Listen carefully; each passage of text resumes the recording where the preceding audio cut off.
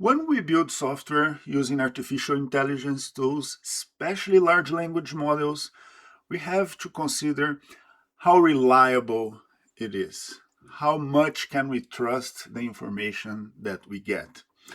And when we talk about the past and the data that the model is trained upon, that's not so much of a problem. But when we talk about the future and predicting things, that gets a bit more complicated. So that's what I want to talk about in this video, show you how to use Amazon SageMaker AI to train your models, to get your data, and to analyze how reliable, how precise, how accurate it is. So in this notebook, the Moon Tracer repo that's open source and completely available to everybody, I'm trying to demonstrate these concepts using this fictional device, the Moon Tracer, the moon energy panels that needs to be perfectly aligned to the moon to work. So here is the kind of data that this device would produce. So it has a motor and a battery. And the battery is what we'll be looking at in this case because it's a time series.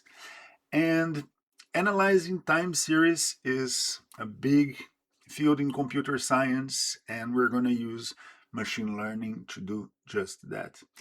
In this case, it's a simple device battery example that everybody can grasp, but it could be anything. It could be the sales on a company, the ticks on a stock, anything that has a value assigned to a timestamp. So any measurement over time, device telemetry, metrics, whatever you want to predict in your business. And every business will have time series, and some of them can be really valuable to predict. So that's what I would like to show you how to do.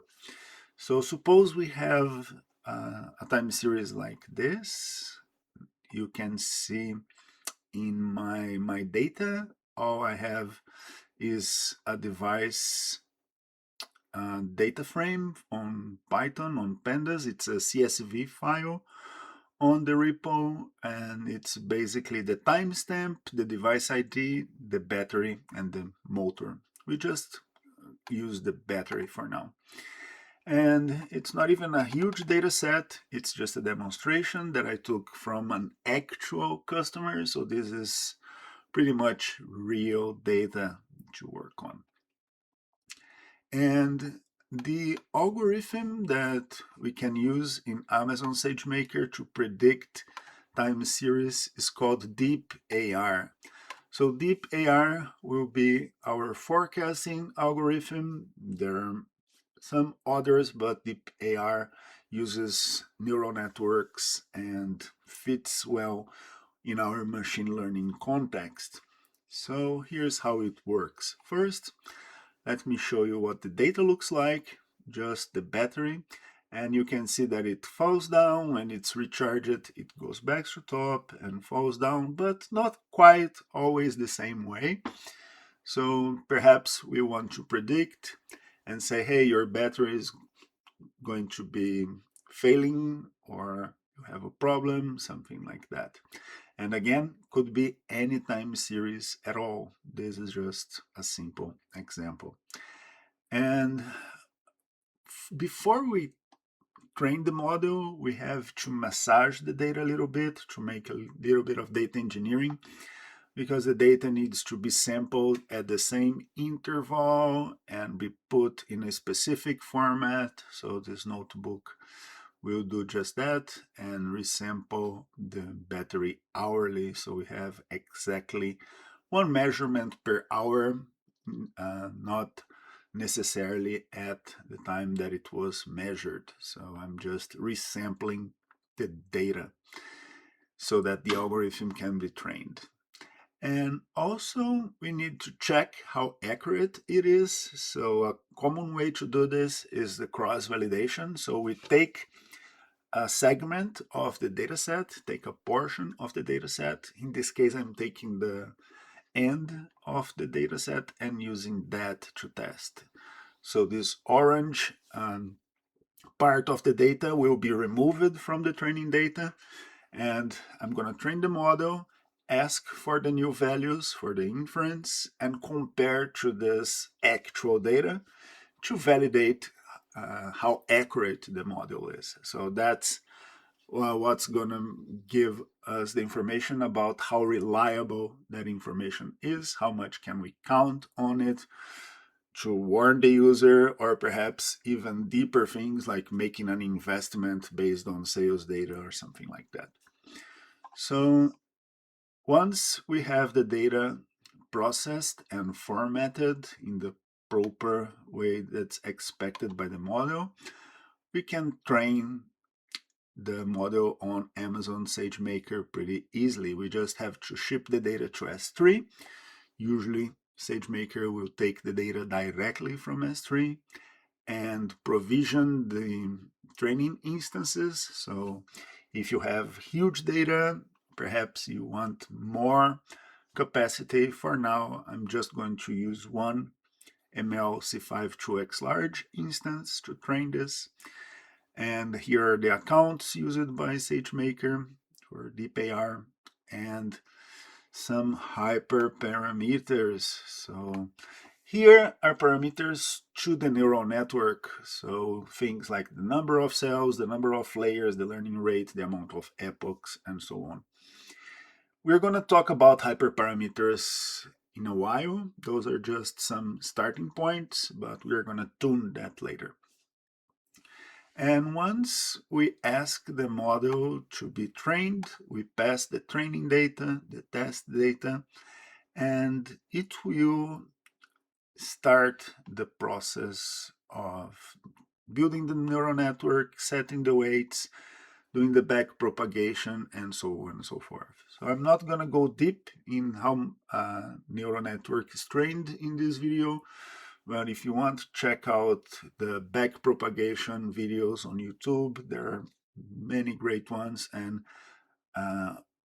some referenced in this document. Also, this DeepAR uses LSTM, long short-term memory, a different kind of cell to make the model remember what it had in previous data. So that's kind of the magic, the why DeepAR gives so good results, especially with complex seasonality patterns that it can pick and learn and give you more reliable information.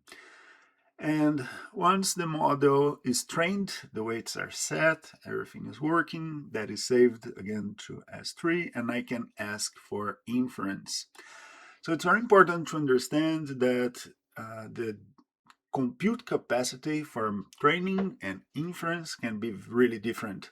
So if you have a lot of data, you may need a lot of compute power during the training phase, but in the inference is when you're asking for the information. So that's more related to how many users, how many applications, how much throughput you expect from this inference. You can even do batch inference on SageMaker. We can see that in other videos today. Let's use online inference using this instance type. And you can define how many of those you want. I'm just provisioning one. And same in the training phase. You can say how many instances you want. And here I'm using just a single one. And the hyperparameters that you need to watch really closely are the frequency. So you need to tell DeepAR that it's an hourly frequency. How long is the prediction? How many items you're going to ask in the future? And how much to remember from the past, the context length. So as this is a small data set, I'm using kind of small values here. If you have more data, you can certainly increase the prediction length and context length. So once the model is trained and the inference server is up, all we need to do is ask for inference, ask in this style of a request. So here I'm taking this instance JSON, this inference JSON, and this is what it looks like.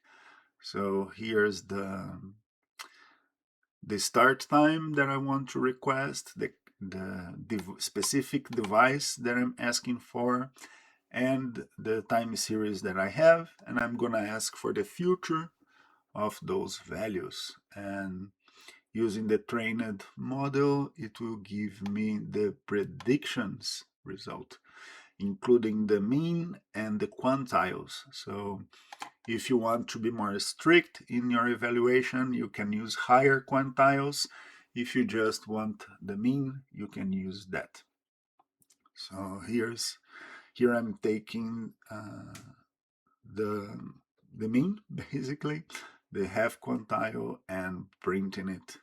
So you can see that against the actual battery, it's not too far, but again, this is just a very simple example. The more data you have and the better data that you have, the more accurate these results are going to look.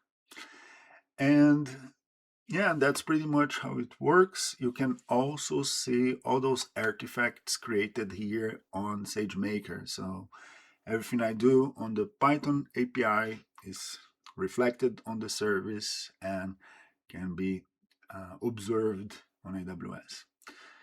And finally, the hyperparameter tuning is an incredible feature of Sagemaker because tuning those parameters by hand can be pretty difficult. So you can change the amount of layers, change the amount of epochs, change the contexts, change anything you want. And based on those changes, your training can get more or less accurate.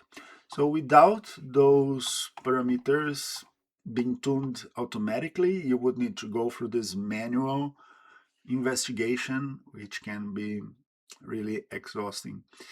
And SageMaker features hyperparameter tuning, which means you can just give it a metric to optimize. So I'm here saying, hey, take the final loss as a reference, the final loss being the difference between the expected and the produced values, so that comparison from the cross validation.